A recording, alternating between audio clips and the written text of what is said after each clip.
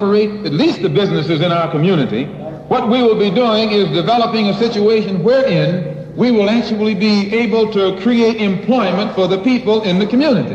And once you can create some employment in the community where you live, it will eliminate the necessity of you and me having to act ignorantly and disgracefully boycotting and picketing some cracker someplace else trying to beg him for a job.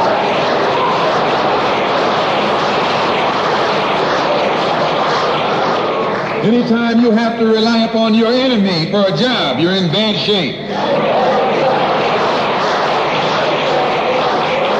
And he is your enemy, anytime you wouldn't be in this country if some enemy hadn't kidnapped you and brought you here.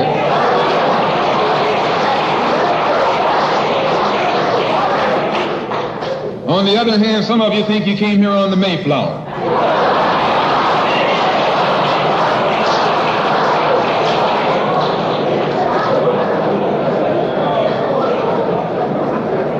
So as you can see, brothers and sisters, today, this afternoon, it's not our intention to discuss religion.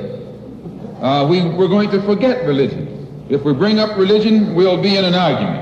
And the best way to keep away from arguments and differences, as I said earlier, put your religion at home, in the closet. Keep it between you and your God. Because if it hasn't done anything more for you than it has, you need to forget it anyway.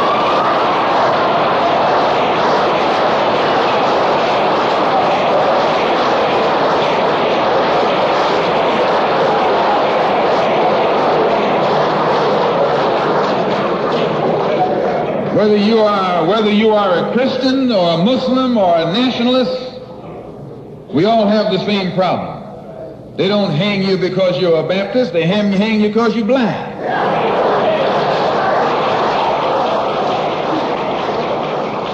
They don't attack me because I'm a Muslim, they attack me because I'm black. They attack all of us for the same reason. All of us catch hell from the same enemy. We're all in the same bag, in the same boat. We suffer political oppression, economic exploitation, and social degradation. All of them from the same enemy. The government has failed us. You can't deny that. Anytime you live in the 20th century and you walking around here singing, "We shall overcome," the government has failed.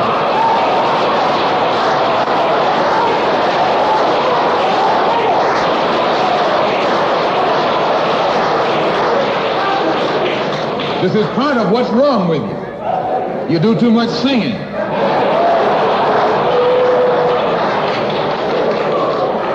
Today it's time to stop singing and start swinging.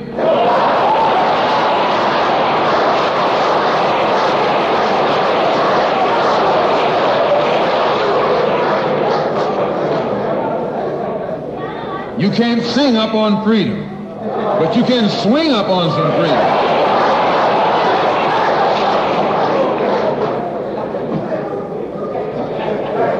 Cassius Clay can sing, but singing didn't help him to become the heavyweight champion of the world. Swinging helped him become the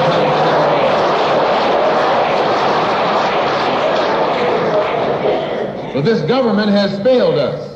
The government itself has failed us.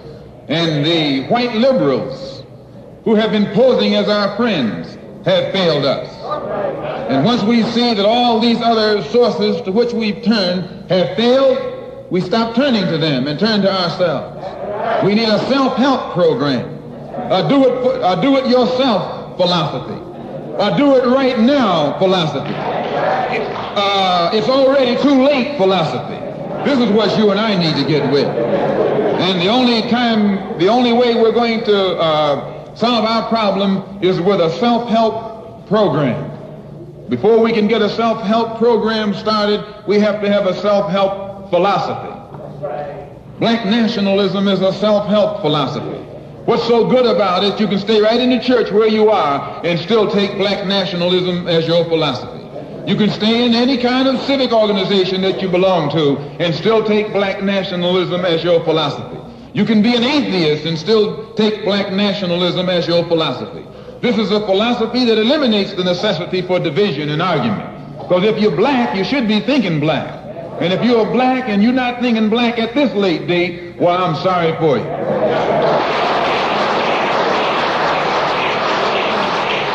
I hope that the white man can see this. Because if you don't see it, you're finished. If you don't see it, you're going to become involved in some action in which you don't have a chance. We don't care anything about your atomic bomb. It's useless.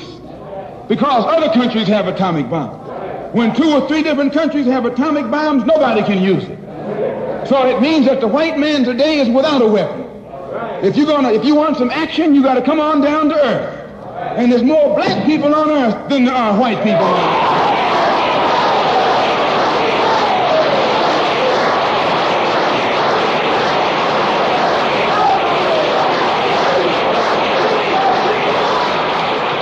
I only got a couple more minutes. The white man can never win another war on the ground. His days of war victory, his days of background victory are over.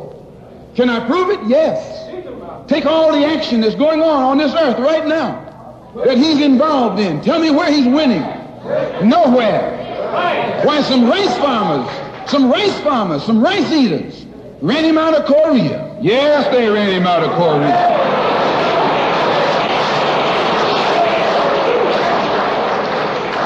Rice eaters with nothing but gym shoes and a rifle and a bowl of rice. Took him and his tanks and his napalm and all that other action he's supposed to have and ran him across the Yalu. Why? Because the day that he can win on the ground is past. Up in French Indochina, those little peasants, rice growers, took on the might of the French army and ran all the Frenchmen. You remember Dien Bien Phu? No.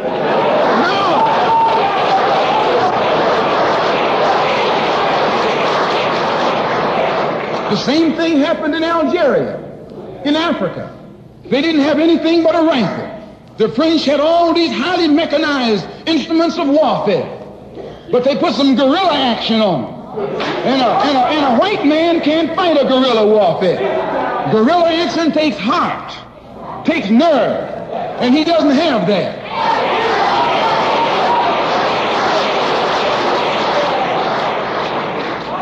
He's brave when he's got tanks. He's brave when he's got planes. He's brave when he's got bombs. He's brave when he got a whole lot of company along with him. But you take that little man from Africa and Asia, turn him loose in the woods with a blade.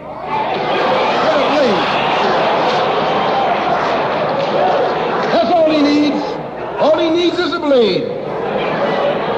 And when the sun comes down, goes down, and it's dark, it's even Steven.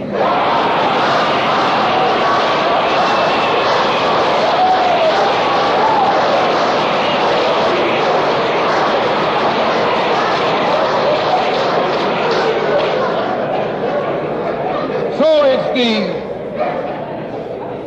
it's the ballot or the bullet.